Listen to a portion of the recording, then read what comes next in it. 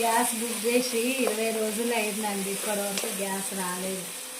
రోజు ఇక ఇదే కష్టం. అందుకనే వంట వీడియోలు పెడతలేను. చాలామంది వీడియోలు పెట్టట్లేనని అనుకుంటున్నారేమో.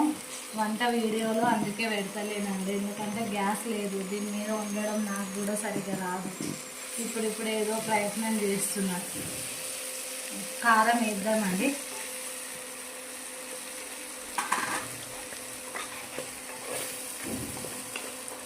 కొంచెం కారం పచ్చివాసన పోయే వరకు, కొంచెం మంచిగా మెంత అయ్యే వరకు పెట్టాలి.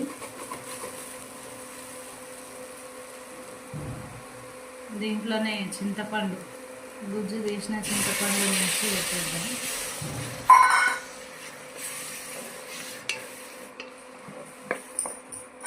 ఇది కొంచెం సేపు దగ్గరికి కావాలండి. సరే అండి, ఇప్పుడు చూద్దాము. ఇది చింతపండు పైన నూనె బాగా ఇట్లా వేలే వరకు ఉంచాలి. దీంట్లోనే ధనియాల పౌడరు, గుడ్లు వేస్తున్నానండి.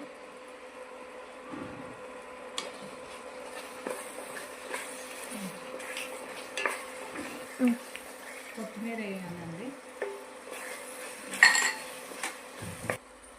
తగినంత వాటర్ వేసుకోవాలండి, ఎందుకంటే ఇది పులుసులాగా అని చెప్పినాను కదా.